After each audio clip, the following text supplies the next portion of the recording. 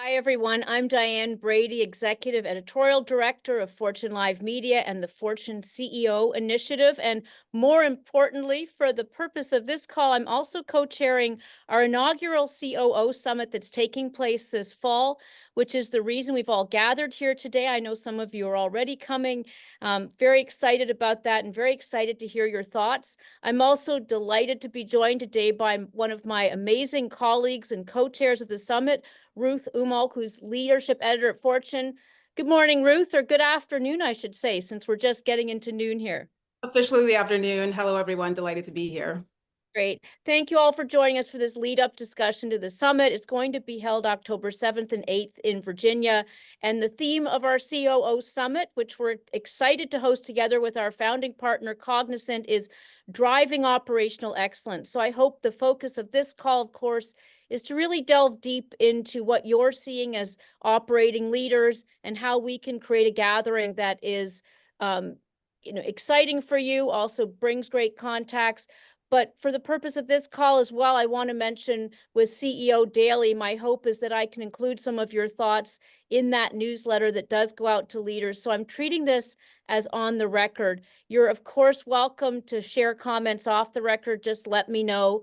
We want to encourage frank discussion. Also, feel free to just unmute yourselves and jump in, ask follow-up questions. This really is, we see this as our brain trust here for how to create a terrific gathering. And I'd like to bring in, of course, as many of you as possible. So if you could keep your comments tight, but we do have a good amount of time. So let me just start together with Ruth, just to ask really what's on your radar that you'd like to put on ours. And I'm just going to go do a little bit of a round robin here, if you don't mind. Adrian, your name just popped up here. Nice to see you. Adrian Mitchell, you just want to introduce yourself and give us some quick thoughts as to, what should we be focused on? What are you focused on? Absolutely. Well, first of all, it's great to be part of this forum and great to see just a great group of leaders on this call. My name is Adrian Mitchell. I'm the Chief Operating and Chief Financial Officer for Macy's, Inc. Our business operates as a US-focused business across three nameplates, from off-price to luxury. And what's on my mind are really a couple of things. The first is just from a COO standpoint, there just seems to be strong expectations, not only around just high quality of execution in our business, but also around the level of innovation and new ways of running the operations. So, as I mentioned earlier, we operate an omni-channel business, and we're leaning into predictive AI. We're leaning into generative AI to really unlock new sources of value. So, for example, we're leaning into how we think about planning and allocation, which is where we have large teams that really move a lot of inventory across our network, both in terms of the digital channel as well as the source channel. And we're using a lot of new variables to help us better predict demand, using AI tools in new ways for running the operations, which quite frankly have been highly counterintuitive to the operators, highly counterintuitive to our merchandising organization. But based on the insights that we've seen, if it's able to really work practically at scale, can unlock significant sales margin and working capital opportunity. The other thing about this, as we think about the potential size and scale of impact of these innovations, is that at the center of all of this is really a lot of strategic and capital allocation decisions with the CEO and with the CFO. And so what I'm seeing is the operations team that has to lean into a lot of these innovations, or really having a seat at the table in terms of setting the strategic agenda for the enterprise. So those are just a couple of things that's been on my mind, and I'd love to look forward to hearing the comments from others as well. Yeah, I love the fact you wear both hats too, CFO, and so there you go. More proof that the jobs are linked, and we're going to be talking a lot about some of these roles and some of the blurring of the roles too. Is it Adina? Nice to meet you. If you want to unmute yourself and just this is really by way of introduction. Tell us a little bit about what's on your radar. Not going in alphabetical order, I presume. No, no, not at all. We're getting to everybody. It's a nice intimate call by design. Yeah, and so no problem. Conversation. Thank you. I'm Adina Eckstein. I'm a COO at Lemonade. It's interesting, Adrian, that you commented on the dual role. I'm also the Chief People Officer at Lemonade, and I find a lot of intersections between operations and people. In fact, it's very, very difficult for me to even imagine those two roles not being completely intertwined. Lemonade, for those of you that aren't familiar, it's an insurance company built on technology. 98% of our policies are sold by bots. Our servicing is done a lot through AI, and generative AI is now sort of a new buzzword, but we've been built on an AI substrate since our inception, and social impact as well. Any monies, premiums that are not paid out to claims are paid to give back causes of our customers' choice, and we're hoping that by doing that, we're going to solve a little bit of the conflict of interest that naturally exists between customers and insurance companies. In the context of what's on my plate, I'm sure AI is going to be a word that comes up a lot. I'm really thinking about what are the types of companies that are going to survive the machine, the silicon takeover, and also within the companies that are going to survive, what individuals are going to survive. And I think that it's largely going to be divvied up into people that are kind of scared of it or don't embrace it, and those that do. So in the intersection between operations and people, we've got various functions. Customer operations, that's under my area of responsibility. We've got, analytics, all these functions that, are going to be done more easily by bots, but how are we actually going to level up our individuals within the company, how we're going to be investing in teaching opportunities for them to change their roles and responsibilities. Yesterday, you were doing claims adjusting. Today, you're a prompt engineer, and you're actually studying how to train the bot to become more effective at its job and using your expertise. So how does this change the talent pool that we need to recruit? What does it mean in terms of growth mindset and agility? And then what's our role to play as COOs to design the types of organizations and op models in the future that actually need to work hand in hand with these bots? So it's definitely an interesting time for us. I also echo what Adrian said about setting the agenda. I'm not sure how many companies on this call are like Lemonade, public but not yet profitable. So within the realm of becoming profitable, unit economics is key. So I think in general, the roles of the COO is really changing, maybe from service provider to strategy setter. How do we get to better unit economics? Where can we achieve efficiencies? See, we are the ones that are kind of setting the strategy of the organization, because it's the operations agenda that helps achieve the overall business goals. So definitely an interesting time to be a COO, and I'm excited to meet you all. Excellent. Yeah. And believe me, talent will be a big portion of it. And I should say, full disclosure, I actually am one of your customers. So hopefully I'm adding to your bottom line on the profit side and not the other way around. Just but don't have any catastrophes in your no, area. zero. I'm an easy person to please. But let me, I'd like to now bring in Ganesh Iyer. He's the EVP and President of Intuitive Operations and Automation for Cognizant, as I mentioned, our founding partner here. So I'd love to bring you, Ganesh, into the conversation just to hear a little bit about the framing of what you're thinking about and also what you're hearing from customers before we go on to some of the others in the call. Yeah, thank you so much, Dan. And it was absolute pleasure listening to Adrian and Adina about what they are looking at the world. There is a phrase which I loved when one customer mentioned it to me. It's uncertain time and unprecedented change. So the forces of AI, I mean, today, very few people talk about digital transformation as a phrase. That was a favorite phrase until probably 15 months ago. Now it's all AI and generative AI, but certainly we are seeing forces of change massively. And I have a business which is running operations for our customers, about 90,000 people. And we used to say that it is actually people-led and technology-powered. We need to move into people-led and AI-powered model in order to satisfy our clients and keep them one step ahead. So the important aspect of this transformative tectonic shift which we are seeing with AI, it is coupled with the uncertain market conditions that we are facing. So how do we balance between these two is big on the agenda of CXOs across the world. That's what I get to discuss with my clients. Excellent. The good points. So let me now go to Suhail Badran. I hope I pronounced your name right, Suhail, from US Bank. Wow. Nice to see you. Nice to see you. Same challenges. Again, I mean, I think probably no different. I'm going to say, though, I have a little bit easier job. I'm just a COO, so nice job for the others. Look, I don't think it's going to be much different, right? And when I think about the challenges or what's on our mind, it's not always necessarily negative. It's always keeping us on our toes, positioning us for opportunities to grow, to innovate, and to improve, really. And that's really where I see my role as far less operational, more strategic. Our bank, US Bank, is in general from a branches side is mainly in the US, but we do have global operations through our payments business, our wealth business as well. So we're really, as a strategist, if you will, in addition to running operations, making sure our SLAs are maintained, we're focused on the future and staying a step ahead with technology, with AI, digital innovation.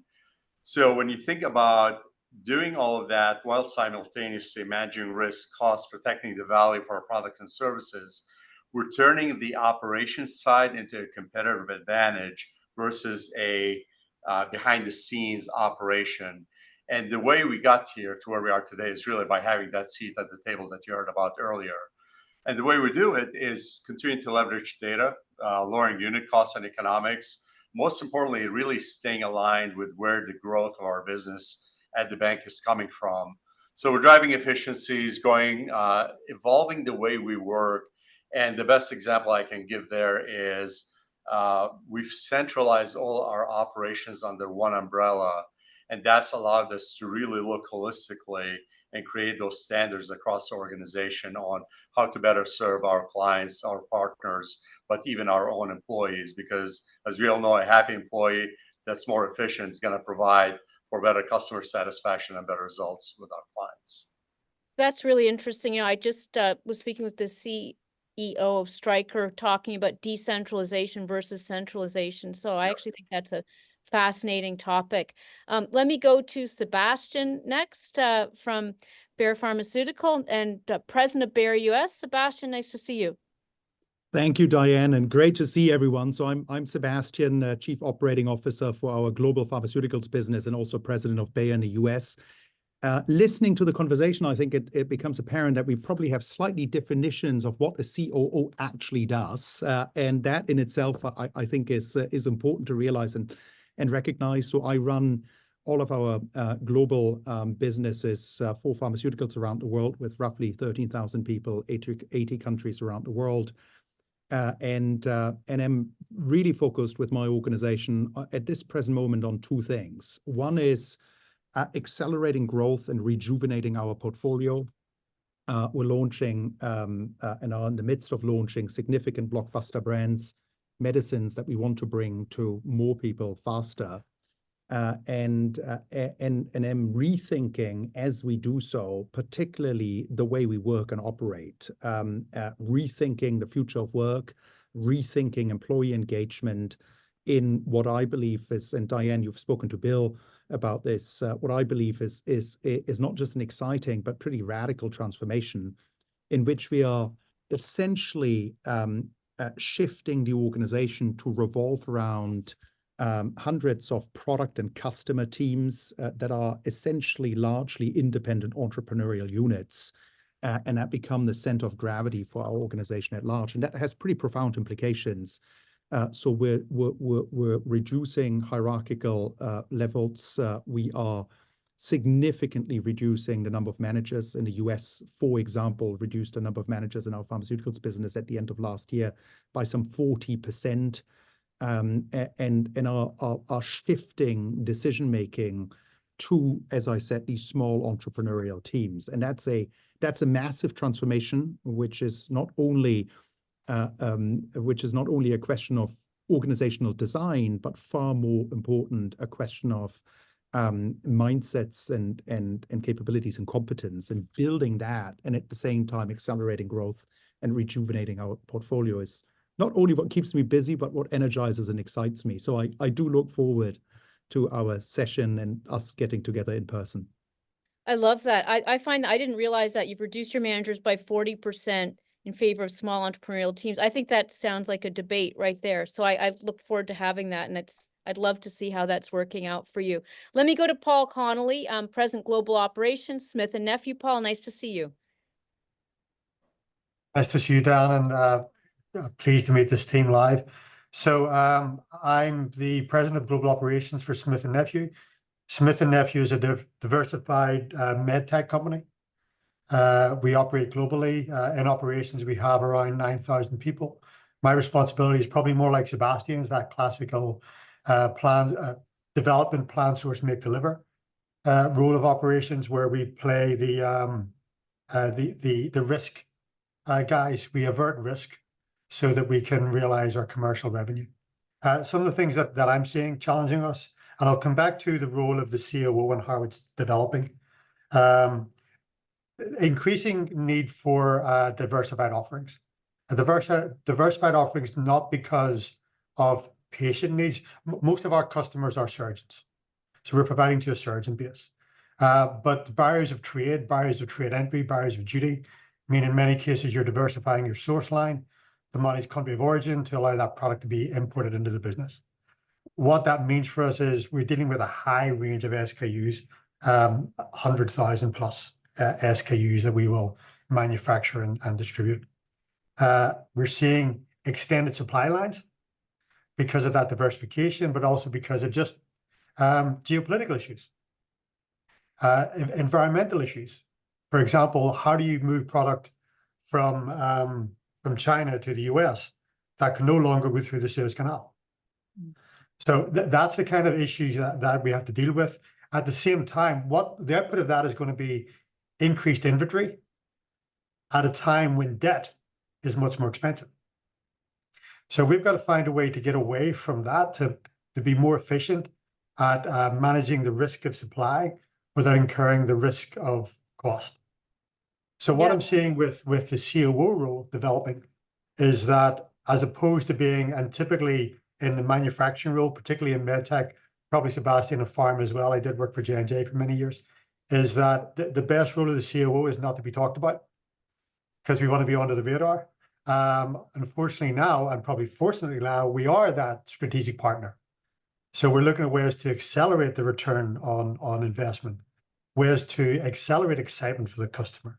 So no longer just trying to be in the background, making sure we can supply and not use up too much cash, but now looking for ways that we can shape our portfolio, shape our design for excellence, shape the way we access the customer, shape the way we handle distribution, direct distributor models, etc., in a way that drive value. So the overlap between COO and CFO, a good COO should be a good management accountant. Yep. I like that, and I agree with you that the strategic nature of the role has increased quite a bit. So I'm going to go to Raina Moskowitz now, who another person in a dual role. You're both Chief Operating and Marketing Officer for Etsy, am I right? That's right.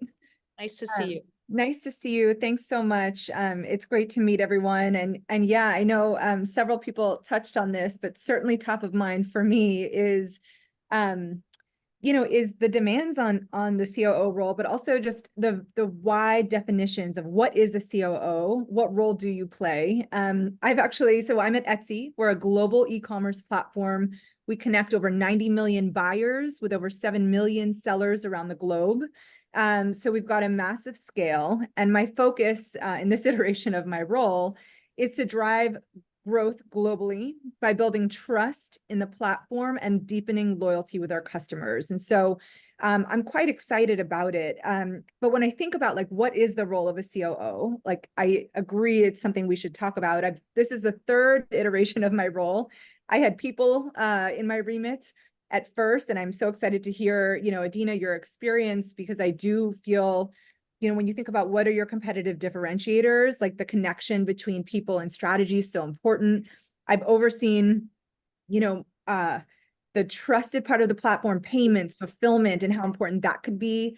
And today I'm overseeing, strategy, operations, and marketing. But what I think at the end of the day, the role is about breaking down silos.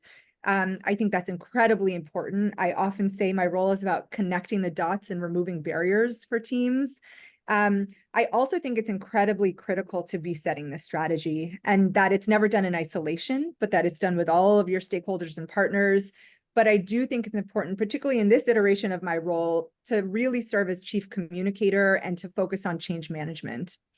And because the second thing that's top of mind is what we've touched on, but the role of AI. And as a COO, you have to think about it from the lens of how are you using it? What are the use cases both internally to make us more efficient, whether your engineering org or your customer support org, but also externally? What is the role that AI is playing to serve your customers better?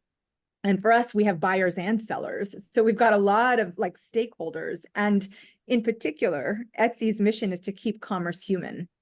So when everyone's talking about AI and your brand is to keep commerce human, we are really thinking about the intersection and how do we use, how do we unlock the role of the team and our sellers and combine that with AI to really produce, interesting results. And so that's where, we're spending a lot of our time, and I'm very excited to be, overseeing our brand and strategy in this moment.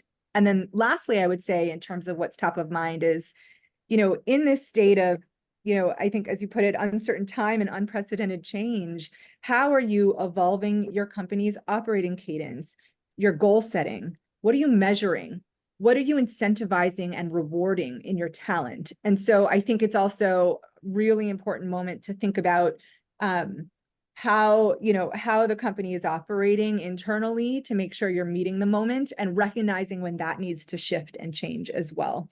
So those, I would say, are the three things top of mind: how you define the role, how you think about AI, and then how is your company evolving to meet the moment. Of course, and that's great. And I think technology permeates so much of this. And now we also have somebody who basically, Kirsty Roth, you were both the head of the CTO and the COO, and your Chief Operations and Technology Officer for Thomson Reuters. I'm really curious to see how you're blending those two jobs. Yeah, thanks, Diane. Great to be here. It's so interesting to hear everyone having different parts of COO and different mixes, right? And what does that mean for how they operate? Yeah. Yeah, so to your point, I run all of our engineering teams. Most people know Thomson Reuters for the Reuters part, but obviously we sell a lot of legal, tax, and risk software as well, core parts of the business. And so I think, my focus probably is more on the tech side right now, given business models are just being disrupted, right? Like we are seeing, the way lawyers is going to operate is going to completely change. The way our tax accountants are operating is completely changing. And so we find ourselves in a really interesting position where, not actually that worried about our competitors, but all sorts of startups are turning up all over the place with interesting things and grand promises. And so we're spending a lot of time trying to innovate as fast as possible. In a company that's maybe not been the history, shall we say, and really trying to think around corners as to what's next, right? And it's interesting, a number of you mentioned talent. I can never recruit enough data scientists for what we need to do, and the talent piece, therefore, sort of is obviously a big challenge for me and the team.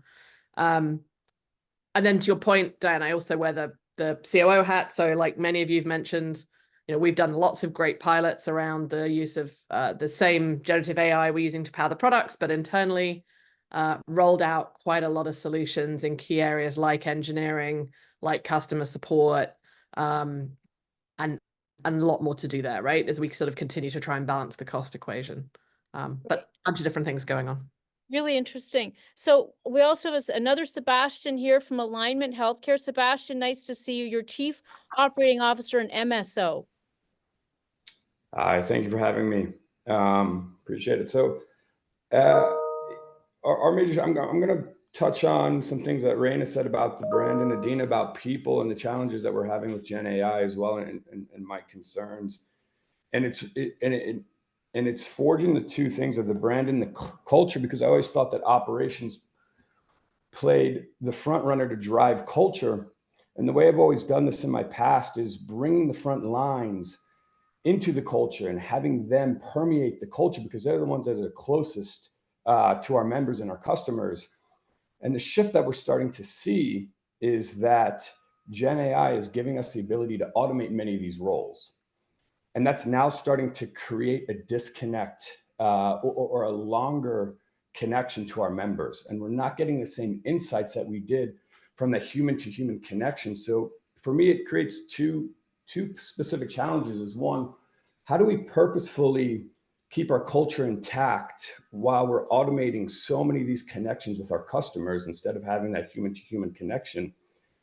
And then how do we ensure that the quality and the experience and that our brand holds up when we don't have people that can raise their hand very quickly to tell us? So it's forcing us to quickly adapt new tools that weren't originally the ones given to us to automate, or the ones we built to automate that frontline or that operational process. We also have to build the one that connects us to our customers, that allows us to see everything going on in our world, especially in healthcare. Similar to Adina, we're a tech platform that runs a health insurance company. And then the last thing is there's a sweep of you're also reducing teams vastly and very quickly, and it creates fear. So how do you keep people motivated? How do you keep the culture intact? And how do you keep your brand strong when you're shifting almost those deep, intimate, personal connections, and you're shifting that towards automation? Yeah, I think the morale question is so critical, and to your point, there's so much transition right now, and I think one of the themes of the learning organization is one that really resonates, and where operators play in that is really interesting. I have so many questions myself, but I want to go to my colleague Ruth to give her a chance to ask. I know she's deals with a lot of these issues. She's on the front lines too. Ruth, any thoughts, any questions you want to? My goodness, how much time do we have? In the quintessential journalist, I have a million questions and follow-ups just off the introductory comments alone. Sebastian, for instance, I'd love to circle back on Bayer's call-in of managers and some of the nascent results you've seen so far. But first, nearly everyone has placed AI, digital transformation, at the top of their priority list. I want to zero in on what that looks like in a really tangible way. Can you guys share anecdotes about how you're driving that tech integration, but perhaps even more importantly, how you're upskilling, reskilling your workforce, and really bringing employees along, especially given the fact that many workers, quite frankly, don't trust this hugely transformative technology? So I just love some really tangible and concrete examples of how you're implementing this change with AI. Maybe you want to just unmute yourself and jump in. I'm happy to speak to that, although I'm not sure I would call it digital transformation. I think when you're a tech company, you're still going through constant change as it pertains to AI, but it's not necessarily. I used to work for HSBC in digital transformation, so it's very, very different when you're a technology company and using AI all the time, but it's still, every time there's a new technology and it presents itself with a lot more capabilities, a lot more things that you can do, you have to undergo some sort of change, which means new things for everybody, process, people, technology, and you have to readjust. So I can give you a tangible example in relation to our CX organization. We have a bot, it's called Maya. Maya handles, at this point, at the time, 30% of customer interactions. When Gen AI came around and you're able to activate LLMs to handle the customer communications, we decided to apply that on other areas of correspondence, email, phone, etc., and started to ramp up the use of just generative text to support customer support. Now, then you meet what Sebastian, we've met before. I just remember this. Hi. Yeah. In a good context, I hope. Yeah, Yes. in a good context. Good to see you Lemonade again. is also one of my favorite companies. I'm a Lemonade customer. Yep. We go way back. So you meet with the fear and uncertainty and all that. Now with Lemonade, it's kind of nice to have the story of, we're not replacing you with robots. The business is growing. So what we're trying to achieve is, let's maintain a stable or slowly growing OPEX while the business can grow twofold, fivefold, tenfold. And I think that that's also something that's very important. I really, what you said, Reina, about the chief communications officer, really resonated with me. So you're going to use technology to become superhuman. You're going to embrace that. You're going to learn about it. And then as a result, you're going to help us grow our business without us duplicating you 100 times just because we're duplicating our customers 100 times. But then the transition itself. So we composed a squad. The squad is composed of engineers, ops managers, CX themselves. And it's very, very practically, what are our top intents? What are people contacting us about? How can we quantify the impact of this if you multiply it by the amount of customers that are contact us on this specific channel with this specific intent? And then we have the customer support specialists themselves writing the prompts we implemented a supervisor model that acts in shadow mode. So first the bot will suggest a response, and a CXer will go and say, that's a pass, that's a hard pass, that's a fail, that's a hard fail. And they'll suggest ways to continue to train the model.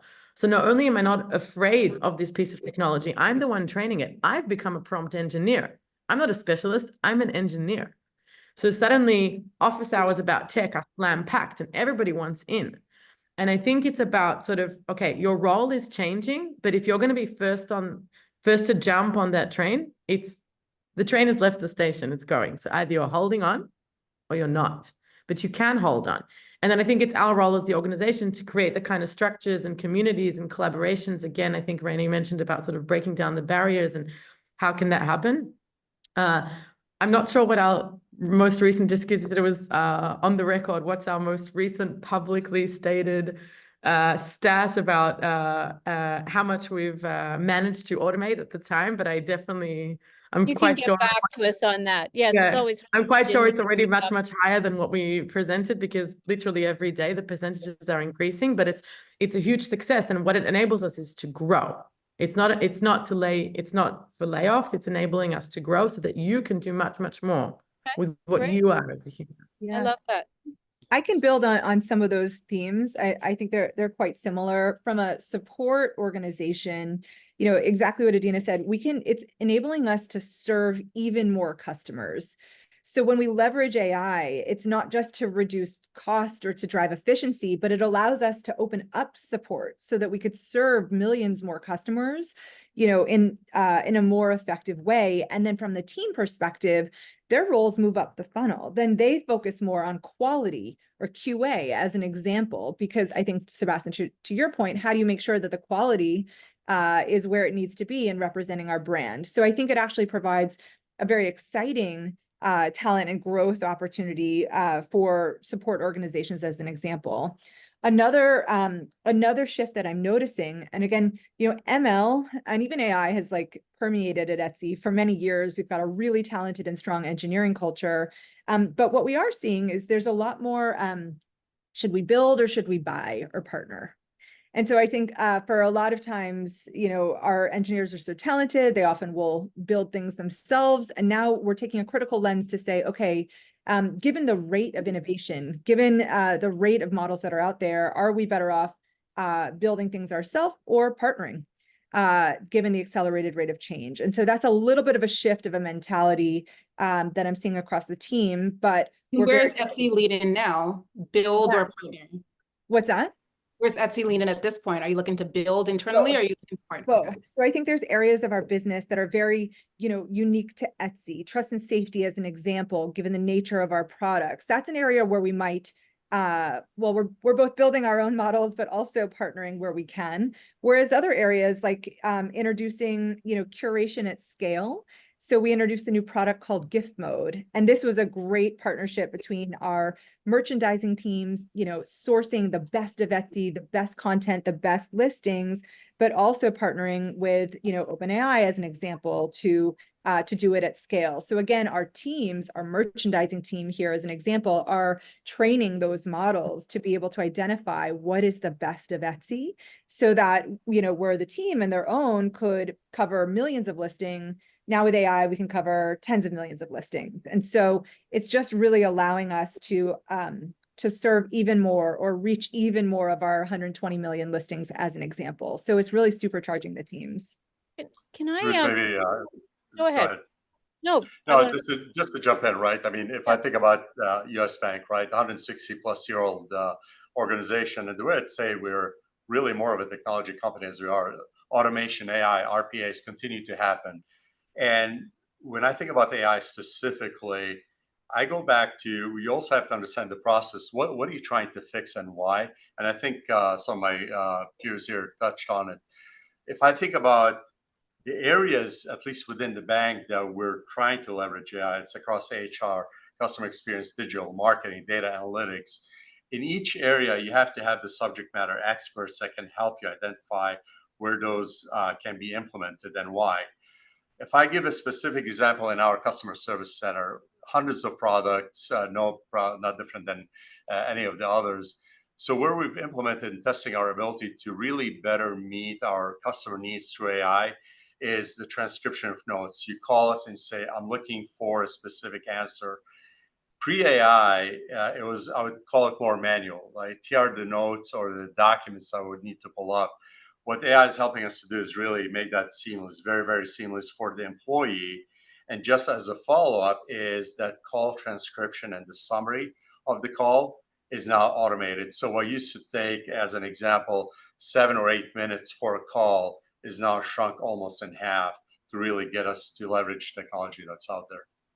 Yeah, I mean, the time savings are incredible. I remember speaking to Kellanova, and I think they went from 55 hours to 17 minutes in terms of one of their AI applications with earnings calls and such. So it's fascinating. But I'd love to pause a second if you don't mind, because I think you all get invited to so many events, and you all have actually such interesting diversity within the COO role.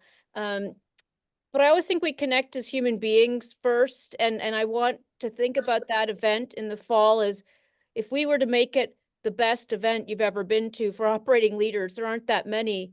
I'm curious to know on a personal level whether how you interact with the CEO, if you have thoughts about that, if that's would be of interest to you, how you interact with your board. And I was speaking to a COO last week, and he was lamenting the fact, which is, Paul, your comment really stood out to me, wanting to be under the radar. He said the problem is the opposite. You know, his boss is the vision and strategy guy. He's the one who gets, you know, all the stuff done. But when it comes time to be eligible to be CEO, they say you're fantastic, but you don't have the vision and strategy because that wasn't his job.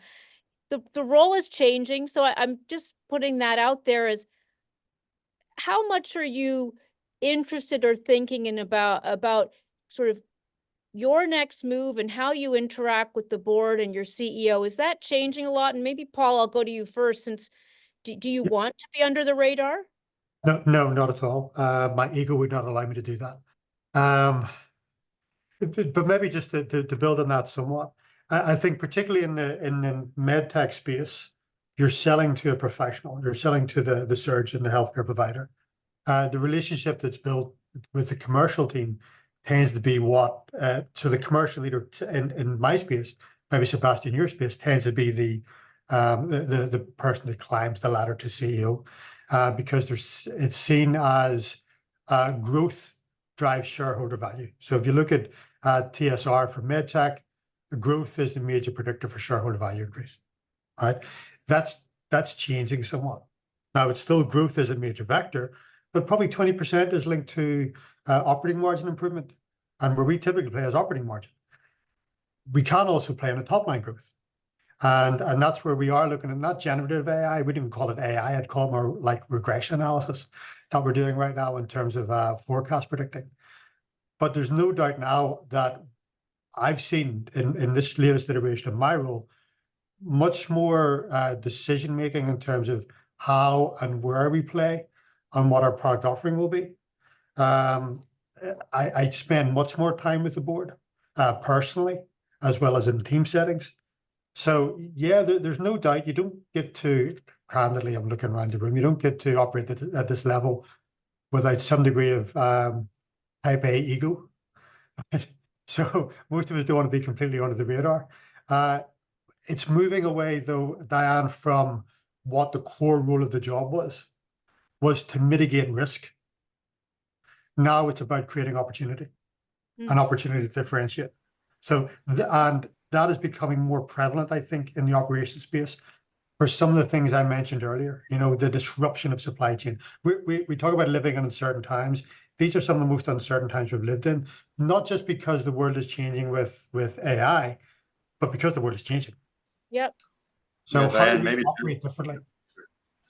Sorry, Oh, Steve. maybe I can just build. So my role actually, Paul, is slightly different in the sense that I do own the revenue line, as well as obviously a large part of our expense base, and in the day-to-day do not oversee manufacturing or research and development, but all the rest.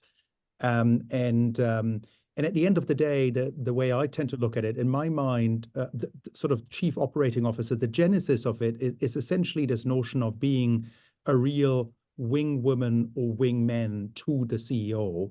To me, the title itself speaks less to the area of responsibility as such, because that differs, as we can see on this call, but it speaks to the degree of trust in the relationship with the CEO, with the board, and the ability to both help shape vision and ensure that we execute against it in areas that matter to the success of the company and disproportionately matter to the success of a company.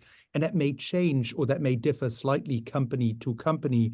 And I think, as you, Raina, suggested, even dependent upon the time sort of, or where you are as a company in your journey. So that's how I would invite us to look at the role and its contributions. And in many ways, it's the day-to-day responsibility for a specific area, but then there's significantly more to it. And I think you, Raina, described it very eloquently as someone that just helps break down boundaries and internal barriers day in, day out, and becomes a catalyst to the transformation that's required for any company, in our case, Bayer, to be even more successful than we were.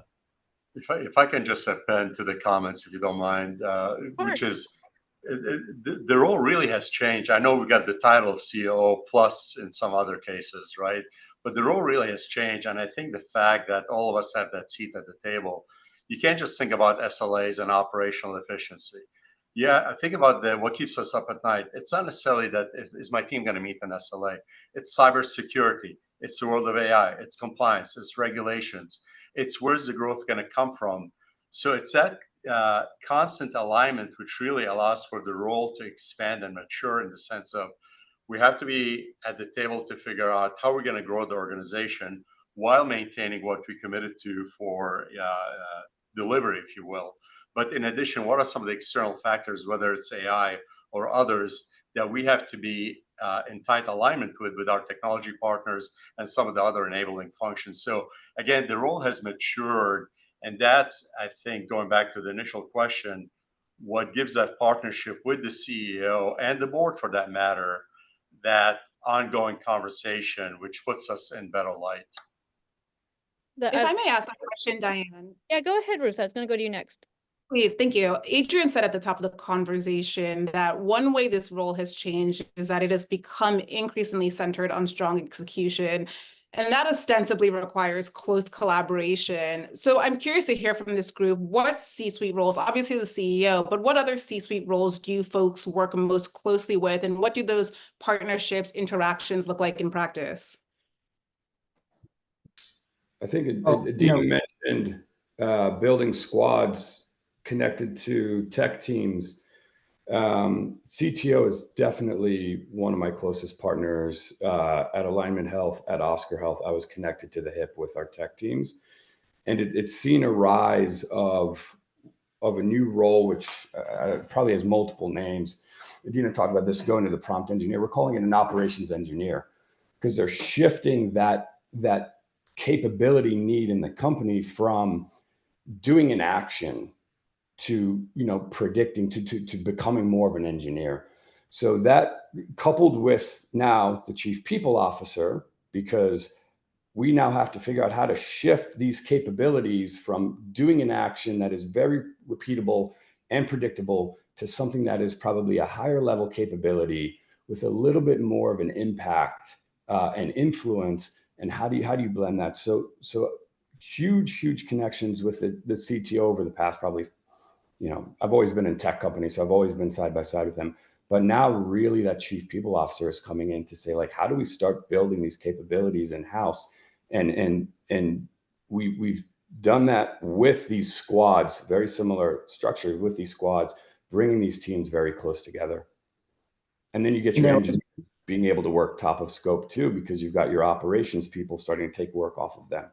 I was going to ask Adrian, actually, I'm curious, the CFO and the COO role, forgive me for not knowing which came first, but it gets to Ruth's question of, those are both certainly CFOs an all-encompassing job. How much do you work with your other C-suite colleagues? I was going to comment and follow up to Sebastian. For me, it's really all of the above. what we're finding is that the capability that's going to be differentiating for our success is really around change management and collaboration. So we're at a point, kind of a starting point, where we have a very complex business. A lot of these tools, not just AI, but even outsourcing, machine learning, process simplification, there's a whole suite of things that we're looking at to just make the business simpler, is requiring every function to rethink how they actually operate and how they actually work. And I think, to Sebastian's earlier point and Paul's earlier point, profitable growth is pretty critical for us. And it's really around, how do you scale processes that actually give you a competitive edge to grow the business and have customers actually be sticky to your brand without increasing the cost line at the same pace. And the thing that we are constantly kind of navigating, debating, and struggling with is the list of ideas and demands from the functions far exceed the capital and the resources that we have to put towards it. And so, in terms of the trust for the CEO, is really helping the CEO and my colleagues really think about, what can we actually afford to do that's going to give us the biggest return to make the investment next year, and 3 years down the road, and 7 years down the road. And so we're all working quite differently, because one of the biggest things that we see, you can imagine in department stores trying to be relevant, with customers, is the pace of change and the pace of innovation is moving at a pace that many of us have never seen in our careers. And if we're going too slow, or if we're not investing, we're falling behind rapidly.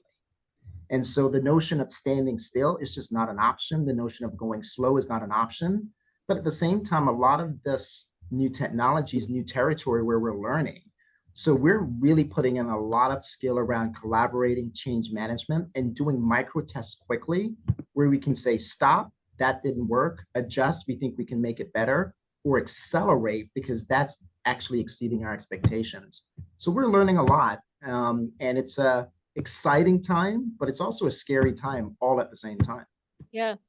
I want to just quickly go to Ganesh, because you get into rooms we don't get to go. Ganesh, is this resonating with you in terms of even the collaboration and who comes to the table when they're talking about It operations? certainly is. And I mean, two things which everybody spoke about in different ways. One is innovation, and the second is people.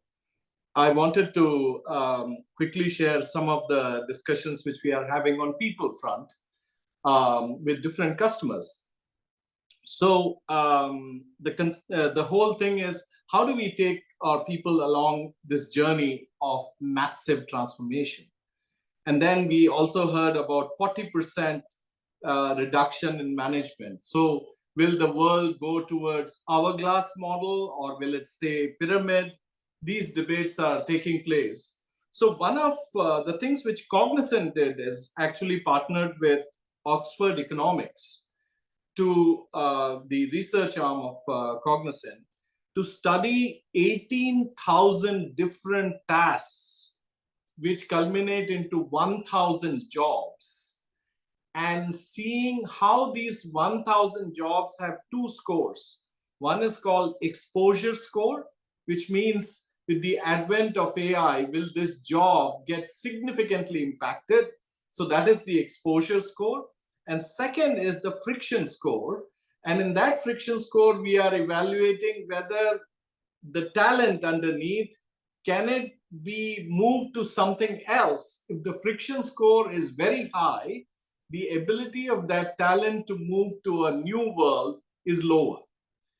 And that is guiding our move of how to train, where to invest, how do we work with our customers. So there is kind of, is it perfect? Absolutely not, because the ambiguity which surrounds AI is still very huge.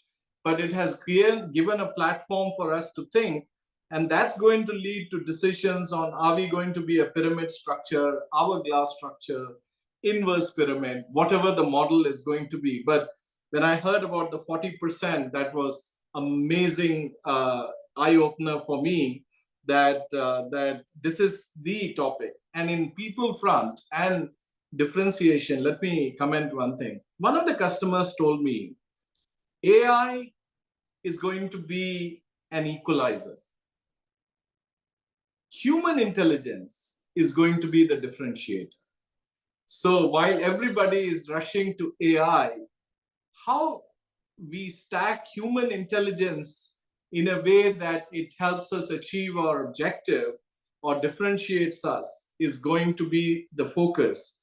It's a very interesting perspective from this customer, which I found appealing. I thought I'll share that with, Yeah, with I want to hear some of your surprising stats. And we're not on the, of course, well, some other time, but that 8,000 tasks to 1,000 jobs and the pain points. That's a good neighborhood for stories as well. Ruth, I want to go back to you. If you have particular questions, we have about 10 minutes left. And of course, we're very interested in knowing, where are the neighborhoods for where we can be adding value, both through this conversation and through our face-to-face meeting in the fall. Yeah, well, I'm going to ask a bit of a spicy question, but we're thinking about, how we build out coverage around our CEO Summit in October. We all know that the COO role is oftentimes the stepping stone to the corner office. Ginny Rometty, ex-CEO of IBM, previously a COO, Tim Cook, previously a COO, David George of United Technologies. So with that in mind, is the work you all are doing actively performed through the lens of CEO development and grooming? Are you all thinking about potentially occupying the corner office at one point, and how much do you care about that? I never want to be a CEO. It's amazing how many smiles you've just captured on the screen. No, as far as I'm concerned, this is 100% the top job. This aspiration in life. I'll do COO again and again and again. I love the sweet spot of like 100, 200 people company. You need to get to 5,000 CEOs. I'd love to think of CEOs, especially in technology companies, to be dreamers, to be thinking about things that are impossible. For me, it's impossible to think about something that's impossible because I need to make it possible. So I think that I'd be very limiting as a CEO. I think that I think that it's very difficult to find COOs that are actually passionate about operations, that are passionate about efficiencies, that find it interesting to digitize mailrooms and, love finding defects in Gantt charts. And I think that to find also people that can be sort of inspiring figures and people that rally the troops, and on the communication side as well. I think that our job is the make or break of companies, and I definitely don't see this as a stepping stone. I want to inspire much more people to become COOs. Can I push back before? Can I push back a little bit? Oh, sorry. Yes, I want to push back too. My pushback is Boeing. I'd argue that one of the challenges for a company like Boeing is they didn't have the technical expertise. If you look at people like Alan Mulally who did, I see a huge difference, especially in the manufacturing realm, when I meet CEOs who don't have that whole, operational expertise. But that's just me. So who else wants to push back there? Was that you, Sebastian? I also wanted to push back, because as I think about great companies, I think and great leaders, they marry two qualities. It's the quality to dream and the quality to execute against those dreams. And you need both. I mean, in life, you need to eat and you need to be dreaming. Life without a dream is pretty horrible. And a life in which you don't eat ends relatively soon. So I think it's both dimensions that are required for any company to unlock its real value and to be humming and vibrant as we all want it to be. And I have no doubt that you bring both qualities to the table. Yeah. But you need both qualities in one person. I mean, I look at Meta, right? We have Mark Zuckerberg, who was a visionary, the creative mind, and we had Sheryl Sandberg for a number of years, who was essentially the grown-up in the room. So I'll push back against the pushback. Yeah. Bruce, I think, but the truth is, in any company, we need more than one person. I mean, any of our companies needs more than one person to succeed. But I do believe that in the CEO and in senior leadership, you need individuals that realize that it takes more than just one muscle. And while there may be a likelihood or greater propensity to lean into a specific muscle at a specific time and more often, at least in my mind, to Diane's point, you ultimately need athletes that are well-rounded. I guess that's what I think. I think also thinking about like the entire C-suite, right? Where do you have skill sets that complement each other? Where, do you have the trust to challenge each other? So I think you need to think about the C-suite holistically, but I feel very fortunate. I work for a CEO who is both, really strong from a vision and strategies perspective, and also cares deeply about how work gets done. And so I think that's the situation I'm in. And so I do aspire to, to learn as much as I can. By the way, I recognize the difference, between CEO and COO, and like at the end of every day, no matter how much pressure or accountability I feel, like there is a difference between the roles. But I do think from a skill perspective, it is incredibly important to be focused both on vision and strategy. And I think people look to the COO for that as well. And also making sure you execute in the best way possible for all of your stakeholders. So I do see it as a path. Can I ask? I think Rich should have asked this question. Sorry. One Go is, ahead. I think we all have our own ambitions, right? So leave that alone. But I think kind of where we are depends, on the size of the company and what the company is looking for, right? I think where I think about my position now is like, how can I be the best partner possible, not just to the CEO, but really, especially as a public company, we all hold the same stock, right? So how do we make that position the most attractive in the sense of adding value, not just to the CEO, but also across the management team? I think it's Ruth. I think you should have asked this question at the top of the meeting. This could have been the topic of conversation. Exactly. Just go ahead, maybe Paul. to a couple of points on this. I think a couple of things. One is, and these were great comments. I don't think it's a stepping stone. I think it's a team. And in every team, you need someone who's looking inward and someone who's looking outward. It was interesting to see how many folks had a dual hat between CFO and Chief People Officer. Because many times the COO is looking inwards. It doesn't mean you're blind to what's happening outside, but you're looking inward. And that allows a good CEO to have the space to look outward. And this is where we have to work as a team. So I don't see it as a stepping stone. I see it as a member of a high functioning team.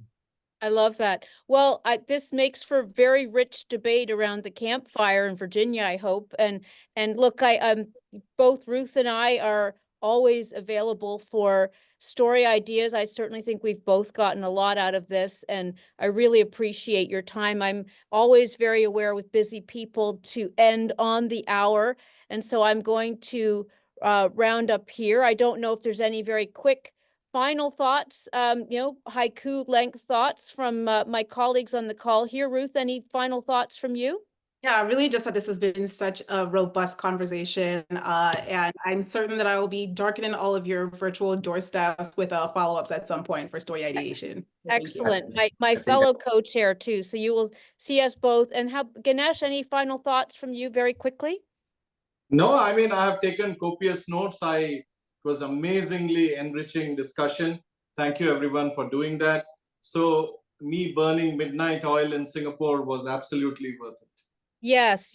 So yes, I should have mentioned that. Thank you for staying up so late and getting, I guess, a glimpse of the summer solstice and such. But so thank you very much. Thanks, of course, to our partner Cognizant. Thank you to all of you. You're all incredibly busy people, terrific newsmakers for us, of course. And I hope you will decide to join us this fall in Virginia. I know some of you already are, and I look forward to continuing the conversation. So appreciate your time and hope you got something out of this as well.